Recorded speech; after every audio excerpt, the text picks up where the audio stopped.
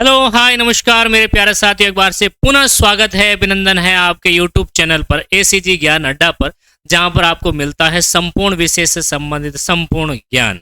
Okay, तो आज की इस क्लास में हम लोग डिस्कस करेंगे कुछ इंपॉर्टेंट क्विज को लेकर, कुछ इंपॉर्टेंट क्वेश्चन को लेकर बात करेंगे, जो आपके हर एक एग्जाम के लिए, चाहे 12th हो, रीट हो, सेकंड ग्रेड हो, फर्स्ट ग्रेड हो, कॉम्पिटिटिव एग्जाम कोई भी हो, उनके लिए बहुत ही महत्वपूर्ण रहने वाले हैं। तो चैनल को सब्सक्राइब कर दीजिए अगर आप नए हैं, शेयर कर दीजिए, लाइक करना बिल्कुल ही ना भूलिएगा, ताकि शेयरिंग केयरिंग वाला जो हमारा मामला चल रहा है वो आप पूरा कर सकें। ठीक है, आगे। तो इस क्लास में हम लोग बात करेंगे कि किस प्रकार से क्वेश्चन पूछे जाते हैं एग्जाम में, और उन क्वेश्चनों को किस तरह से सॉल्व करना है, ये तमाम चीजें इस क्लास के अंदर डिस्कस करेंगे। और साथ ही साथ जो नए विद्यार्थी जुड़ रहे हैं उन सभी से रिक्वेस्ट है कि आप क्लास को ज़्यादा से ज़्यादा शेयर करिएगा, और शेयर करने से आपको भी फायदा और साथ ही साथ आपकी जो सहपाठी है उनको भी फायदा पहुंचने वाला है।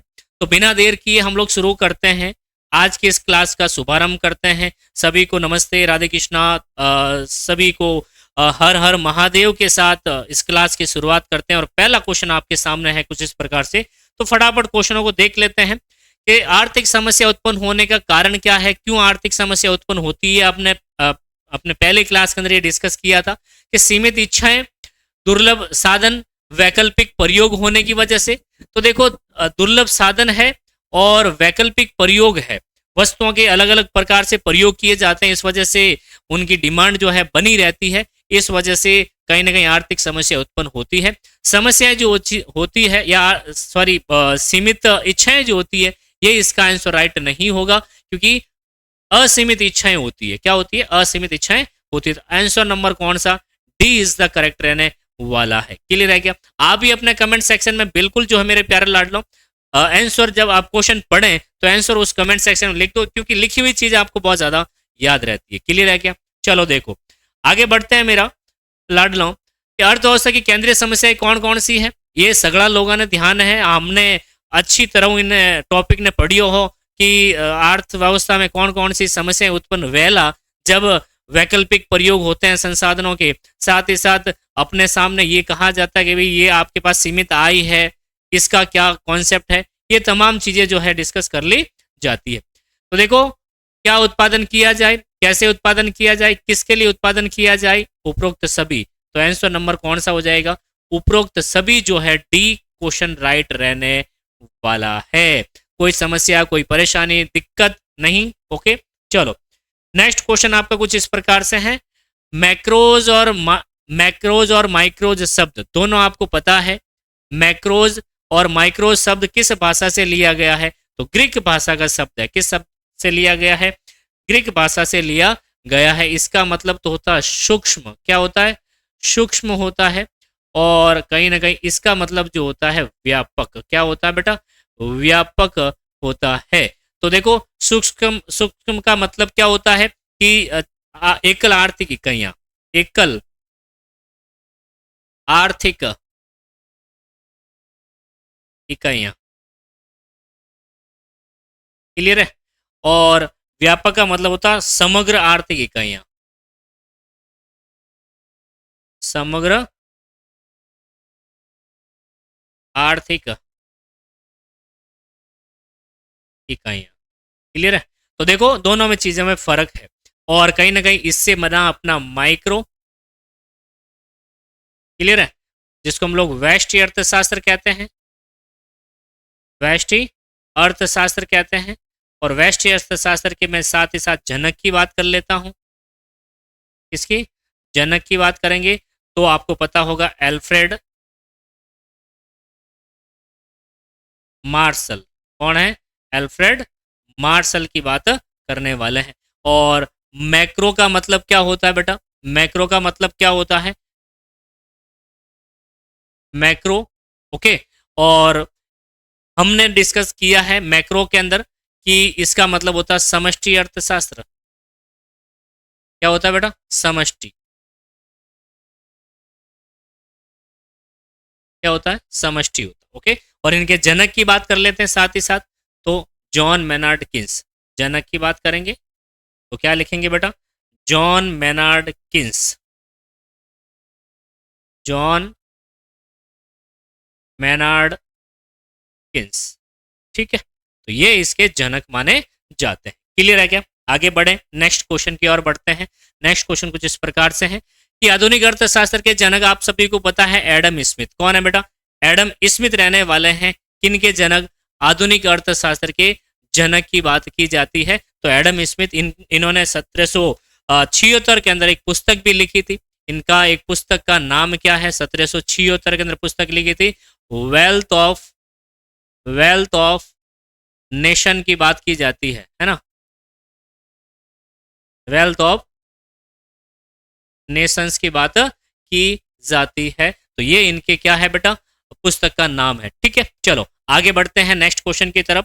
क्वेश्चन नंबर नेक्स्ट है कि an inquiry into the nature and causes of wealth of nation पुस्तक के लेखक कौन है और कब लिखी गई? अभी राइट नाउ हमने पढ़ा है तो ज्यादा कोई सोचने की आवश्यकता भी नहीं है। एडम स्मिथ के द्वारा लिखी गई थी, 1776 के अंदर इस पुस्तक को लिखा गया था। तो आंसर नंबर कौन सा राइट हो जाएगा? C option is the correct रहेगा मेरे लाडलो। क्लियर है? आगे बढ़े, नेक्स्ट क्वेश्चन की बात करें कुछ इस प्रकार से, समष्टि अर्थशास्त्र के जनक किसे माने जाते हैं? ये भी हमने पढ़ा है अभी। जॉन मैनार्ड किन्स को क्या माना जाता है? जॉन मैनार्ड किन्स को पुस्तक के लेखक माने जाते हैं। General theory of employment and interest and employment का इन्होंने पुस्तक लिखी थी 1936 के अंदर। ओके, आगे बढ़ते हैं, नेक्स्ट क्वेश्चन की बात करते हैं।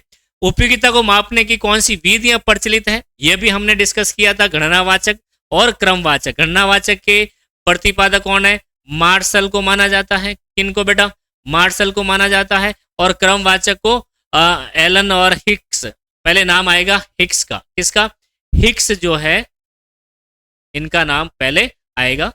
एलन मस्क नहीं, ध्यान रखना है ना, यहाँ पर एलन कोई और है। तो बी, ए और बी दोनों इसका करेक्ट आंसर रहने वाला है डी। ओके, चलो नेक्स्ट क्वेश्चन की बात करते हैं। नेक्स्ट क्वेश्चन, सीमांत उपयोगिता को मापने का सूत्र सही कौन सा है? देखो हमने दो सूत्र डिफाइन किए थे। एम यू इक्वल्स टू क्या होता है? Delta T U upon delta Q है, एक फॉर्मूला ये है। और दूसरा फॉर्मूला कौन सा हमने डिफाइन किया था बेटा?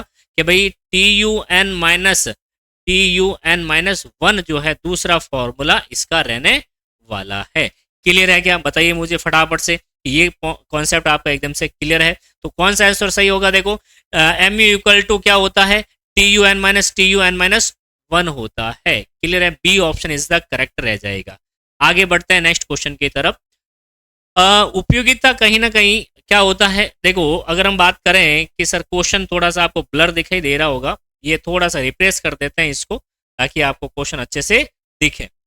देखो जब सीमांत उपयोगिता शून्य होती है, कुल उपयोगिता होती है, देखो हमें डायग्राम से पता चलेगा, ये हमें डायग्राम से पता चल जाएगा, बिल्कुल क्लियर तरीके से पता चल जाएगा कि जब सीमांत उपयोगिता क्या होती है?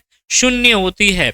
जब सीमांत उपयोगिता शून्य होती है तो उस स्थिति में कुल उपयोगिता क्या होगी? देखो यहाँ ये मैंने डायग्राम बना दिया टीयू का और ये बना दिया मैंने एमयू का, मार्जिनल यूटिलिटी का और ये टोटल यूटिलिटी का। तो देखो कि जब सीमांत उपयोगिता शून्य होती है तो यहाँ पर सीमांत उपयोगिता क्या है? शून्य। यहाँ पर एमयू इक्वल टू क्या हो जाएगा? शून्य हो जाएगा। तब कुल उपयोगिता अधिकतम होगी। क्या होगी? कुल उपयोगिता क्या होगी? यहाँ पर देखो ये जो बिंदु मैंने लगाया है, दिख रहा होगा आपको, बिंदु जो लगाया है यहाँ पर क्या होगा? टी यू अधिकतम है। टी यू क्या है? अधिकतम है। क्लियर हो गई बात आप सभी की? बात सभी की क्लियर हो गई क्या? देखना चित्र से आप सभी को पता लग गया है। आगे बढ़ते हैं नेक्स्ट क्वेश्चन की तरफ। कुछ इस प्रकार से नेक्स्ट क्वेश्चन है, उपयोगिता का अर्थ क्या है? तो उपयोगिता का अर्थ क्या है? मानवीय संतुष्टि का मापक है और आवश्यकताओं की संतुष्टि को संतुष्ट करने की शक्ति है। ये उपयोगिता का क्या हो गया? अर्थ हो गया। तो ए और बी सिंपल सा पॉइंट है, सी करेक्ट रहने वाला है। क्लियर? नेक्स्ट क्वेश्चन की बात करते हैं। नेक्स्ट क्वेश्चन कुछ इस प्रकार से है, हार्समान सीमांत उपयोगिता नियम के अनुसार जब एक वस्तु की अधिक से अधिक इकाइयों का प्रयोग होता है, उपभोग होता है, कंजप्शन होता है, तब सीमांत उपयोगिता क्या होगी? तो क्या होगी? बढ़ना प्रारंभ हो जाएगी क्या? नहीं बेटा, बढ़ना तो घटना शुरू हो जाएगी। वो तो स्थिर रहेगी क्या? नहीं। शून्य हो जाती क्या? नहीं। या फिर कह सकते हैं गिरना प्रारंभ हो जाती। क्या हो जाती है? गिरना प्रारंभ हो जाती है। ओके, तो ये इसका आंसर करेक्ट रहेगा। जब आप ज्यादा सेव खाओगे ज्यादा से ज्यादा किसी वस्तु का कंजप्शन करोगे तो एक वस्तु के बाद उसकी आत्मसंतुष्टि हो जाएगी और धीरे धीरे कहीं ना कहीं उसकी जो सीमांत उपयोगिता है वो कम होना शुरू हो जाती है। नेक्स्ट क्वेश्चन देखो, जब कुल उपयोगिता जब जब उड़ हाँ देखो, जब कुल उपयोगिता घटती दर से बढ़ती है तब सीमांत उपयोगिता सदैव, देखो बस चित्र बनाना आना चाहिए आपको, क्लियर है कि जब चित्र बनाना आपको आ गया तो क्वेश्चन को आसानी से सॉल्व कर लेंगे बेटा। ठीक है, देखो ये रहा आपका टोटल यूटिलिटी, ये रहा आपका मार्जिनल यूटिलिटी। कह रहा है कि जब कुल उपयोगिता घटती दर से बढ़ती है, घटती दर से बढ़ रही है, बढ़ तो रही है लेकिन घटती दर से बढ़ रही है, तब सीमांत उपयोगिता सदैव सदैव क्या होगी बेटा, बढ़ेगी? नहीं, बढ़ती तो है ही नहीं है। क्या घटेगी? हो सकता है, देखते हैं। स्थिर रहेगी? नहीं रहती बेटा। क्या ऋणात्मक होगी? ऋणात्मक तो कब होगी, जब सीमांत कुल उपयोगिता कम होना शुरू हो जाएगी। कुल उपयोगिता कम होना शुरू हो जाएगी तब जाकर एमयू ऋणात्मक रहेगी। अपना आंसर रहेगा बी। अपना आंसर क्या रहेगा बेटा? बी ऑप्शन करेक्ट रहेगा। जब देखो क्या कह रहा है कि जब जब जब जब कभी भी कुल उपयोगिता घटती दर से बढ़ती है तब सीमांत उपयोगिता क्या रहेगी, घटेगी। देखो घट रही है, धीरे धीरे घटने वाली है। तो वक्र से आपको सारी चीजें कंफर्म हो जाएगी। नेक्स्ट क्वेश्चन की बात करते हैं कि भाई किसी वस्तु की एक अतिरिक्त इकाई से प्राप्त होने वाली उपयोगिता को क्या कहते हैं। भैया देखो इधर ध्यान दीजिए, मेरे भैया और मेरे लाडलों और मेरे छोरा और छोरियों, इधर ध्यान दो। मैंने क्वांटिटी बात करी 1 2 3 4, यहाँ टोटल यूटिलिटी की बात करी मैंने 10 18 23, ओके 25 की बात कर ली, क्लियर है। अब देखो ये टोटल यूटिलिटी है। अगर मुझे एमयू निकालने के लिए कहें तो मैं इस तरह से निकाल सकता हूँ। 18 कितने हो गए, 23, 3 और 2 5 और यहाँ पर 2। तो देखो क्या कह रहा है, किसी वस्तु की एक अतिरिक्त इकाई, ये अतिरिक्त इकाइयां हैं, ये क्या अतिरिक्त इकाइयां हैं, उपभोग करने से या प्राप्त अतिरिक्त इकाइयों से प्राप्त होने वाली उपयोगिता क्या कहलाती है? इसको मार्जिनल यूटिलिटी कहते हैं। क्या कहते हैं? इसको सीमांत उपयोगिता कहा जाता। कौन सी उपयोगिता बेटा? सीमांत उपयोगिता कहा जाएगा। भूलना कभी नहीं है, भूलना कभी नहीं है। तुम मुझे जो छोड़ के जाओगे बड़ा पछताओगे। क्या? बड़ा पछताओगे। तो सीमांत उपयोगिता, तुम मुझे छोड़ के जाओगे बड़ा पछताओगे, क्योंकि यहाँ पर क्लासें पूरी मिलेगी, सब सब्जेक्ट की मिलेगी बहुत ही जल्द, क्लियर है। आगे बढ़ो। संतुष्टि का बिंदु किसे कहा जाता? जब कुल उपयोगिता घटती है, जब सीमांत उपयोगिता शून्य होती है, जब सीमांत उपयोगिता ऋणात्मक होती है, इसमें से कोई नहीं। देखो जब सीमांत उपयोगिता क्या होगी, शून्य होगी। देखो कैसे, इसका मतलब ये है, इसका मतलब ये है मेरे प्यारे लाडलों, ये वाला देखो, लुक एट दिस, इंग्लिश भी बोल लेनी चाहिए। मार्जिनल यूटिलिटी क्या है, यहाँ पर शून्य है। देखो जो ऑप्शन में दे रखा है कि एमयू क्या है, जब शून्य है तब कुल उपयोगिता क्या होगी, अधिकतम होगी, तब अधिकतम होगी। तो जहां पर उपभोक्ता अधिकतम संतुष्टि प्राप्त कर ले, बस मजा आ गया आज तो, मतलब ये चीजें करने से, है ना, तब जाकर उपभोक्ता संतुष्ट में रहेगा। तो ऑप्शन नंबर क्या होगा, बी करेक्ट रहने वाला है। आगे बढ़ते हैं नेक्स्ट क्वेश्चन की तरफ। तटस्थता वक्र विश्लेषण के अनुसार उपभोक्ता संतुलन की शर्त नहीं है। देखो नहीं है, देखो नहीं है, कहना का मतलब यहाँ पर थोड़ा सा आपको कंफ्यूजन करने का प्रयास किया जा रहा है। आईसी वक्र का ढाल और बजट रेखा ढाल बराबर हो तो ये तो यहाँ पर संतुलन बिंदु है, ये क्या होगा, उपभोक्ता संतुलन में रहेगा। तो ये तो पॉइंट राइट रहने वाला है नहीं। फिर है आईसी वक्र मूल बिंदु के क्या हो, नतोदर नहीं उन्नतोदर होता है। तो ये ऑप्शन अपना राइट रहेगा। क्यों क्यों रहेगा भैया राइट, क्योंकि हमें यहाँ पर नहीं पूछा, ये शर्त नहीं है। आईसी वक्र बजट रेखा को स्पर्श करती, बिल्कुल करती। देखो ये हमने बनाया था, ये अपनी बजट रेखा है, M/P1 M/P2, और ये आपका क्या रहा, ये आपका रहा तटस्थता वक्र, जहां एक दूसरे को स्पर्श करते हैं। ये यहाँ पर क्या होगा, संतुलन में रहने वाला है। ओके, तो देखो यहाँ पर ऑप्शन नंबर कौन सा, बी राइट रहने वाला है। आगे चलते हैं, नेक्स्ट क्वेश्चन की तरफ बढ़ते हैं। एक वस्तु की अतिरिक्त इकाई का उपभोग करने पर दूसरी वस्तु की जितनी इकाइयां त्यागी जाती है उसको क्या कहते हैं।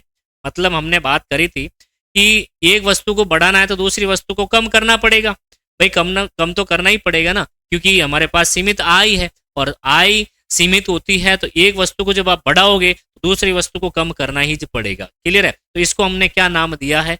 सीमांत प्रतिस्थापन दर नाम दिया। क्या दिया है? सीमांत प्रतिस्थापन दर इसका नाम हम लोगों ने।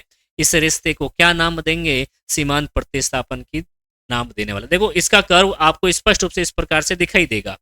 दिखाई कैसे देगा? ये देखो, ये इस तरह से है। आपको खुद को लग जाएगा कि धीरे धीरे जो है ना, धीरे धीरे से यहाँ पर क्वांटिटी कम हो रही है। यहाँ पर क्वांटिटी कम हो रही, देखो यहाँ गैप कितना है? बहुत ज़्यादा। यहाँ गैप कितना है? बहुत। धीरे धीरे कम होता जा रहा है। और यहाँ पर तो गैप फिक्स है। ये क्या भैया? गैप फिक्स है। तो यहाँ पर सीमांत जो दर है MRS है, वो क्या हो रही है? घटती हुई जा रही है।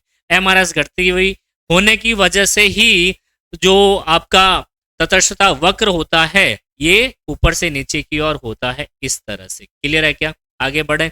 यहाँ वस्तु एक है, यहाँ वस्तु बी है। आगे बढ़ते हैं नेक्स्ट क्वेश्चन की तरफ। नेक्स्ट क्वेश्चन कुछ इस प्रकार से है। अनधिमान वक्र का ढलान क्या प्रकट करता है? तो अभी हमने बताया था, घटती हुई सीमांत प्रतिस्थापन दर। कौन सी दर? घटती हुई सीमांत प्रतिस्थापन दर जो है वो प्रस्तुत करता है। देखो इधर ध्यान दीजिएगा, हमने बंडल जैसे सपोज करिएगा कि ए वस्तु है और ये आपकी बी वस्तु। सपोज करो यहाँ 10 है, यहाँ 5 है, या फिर 1 है। बी वस्तु की मात्रा, यहाँ इसको 1 ले लो, यहाँ इसको 10 ले लो। अब अपने पास क्वांटिटी बड़ा घटाकर ही हमें एडजस्ट करना पड़ेगा। तो मैं इसकी दूसरी क्वांटिटी लेता हूँ, लेकिन मुझे यहाँ पर 2 त्यागनी पड़ सकती है। ठीक है, कितनी त्यागनी पड़ सकती है? मान लीजिए मैंने यहाँ पर 4 त्याग दी। यहाँ पर मैं 3 लेता हूँ, तो यहाँ मान लीजिए मैंने 2 त्याग दी, या फिर मैं इसकी क्वांटिटी 2 ले लेता हूँ। तो देखो कहीं ना कहीं यहाँ पर जो MRS है घटती जा रही। क्या हो रही है? यहाँ कितना मैंने त्यागा? 6। यहाँ कितनी त्याग दी मैंने? यहाँ मैंने जो है कहीं ना कहीं 2 त्यागी है। क्लियर है? और फिर देखो यहाँ चौथी यूनिट में बढ़ाऊंगा तो यहाँ पर मेरी क्वांटिटी 1 हो जाएगी। तो यहाँ पर मैंने कितनी त्याग दी है? 1। तो ये क्या कहलाती है? MRS कहलाता है। क्या कहलाता है? MRS। इसको कहते हैं सीमांत प्रतिस्थापन दर। क्या कहेंगे? मार्जिनल रेट ऑफ सीमांत प्रतिस्थापन दर कहा जाता है। क्लियर है क्या? ओके, MRS कहा जाता है। आंसर नंबर कौन सा राइट हो जाएगा? C option is the correct रहने वाला है। आगे बढ़ते हैं नेक्स्ट क्वेश्चन की तरफ। क्या कह रहा है? जब एक ही मानचित्र में, ये हालांकि क्वेश्चन नहीं आया तो मैं बता देता हूं, इसको अनधिमान मानचित्र कहा जाता है। कैसा इसका डायग्राम होता है वो आपको बतिया देता हूं भैया, वो आपको मैं बतिया देता हूं। ये IC1 है, ये IC2 है, ये IC3 है। तो इसको क्या कहा जाता है? ये अनधिमान मानचित्र कहलाता है। ओके, जो अनधिमान मानचित्रों का समूह होता है, चित्रों का समूह था। उदासीनता वक्र का प्रयोग सर्वप्रथम एजवर्थ ने किया था। किसने किया था? उदासीनता वक्र का प्रयोग सर्वप्रथम जो है एजवर्थ ने किया है। तो ये आज की क्लास में हमने 20 लगभग क्वेश्चन सॉल्व किए हैं, और एग्जाम में हो सकता है 20 के 20 ही छप जाएं। क्लियर है? वैसे छपेगा तो नहीं, क्योंकि इसमें से सारे क्वेश्चन इंपोर्टेंट तो है, लेकिन छप जाए पूरे ये कोई आवश्यक नहीं है। तो एक बार पुनः सभी का स्वागत है, अभिनंदन है आपके अपने यूट्यूब चैनल पर, जो आपको यहाँ पर सभी विषय से संबंधित जानकारी, सभी विषय से संबंधित ज्ञान भरपूर तरीके से दिया जाएगा। तो खुश रहिएगा, मस्त रहिएगा, पढ़िएगा, और चैनल को सब्सक्राइब जरूर कर लीजिएगा अगर आप नए हैं। और पुराने हो गए हो तो चैनल को अपने सहपाठियों के साथ शेयर जरूर कर लीजिए। यानी सब्सक्राइब के साथ शेयर जरूरी है, कमेंट जरूरी है, लाइक जरूरी है। अपने परिवार के लिए आप इतना तो कर ही सकते हैं। तो एक बार पुनः सभी का स्वागत है, अभिनंदन है। Thank you so much.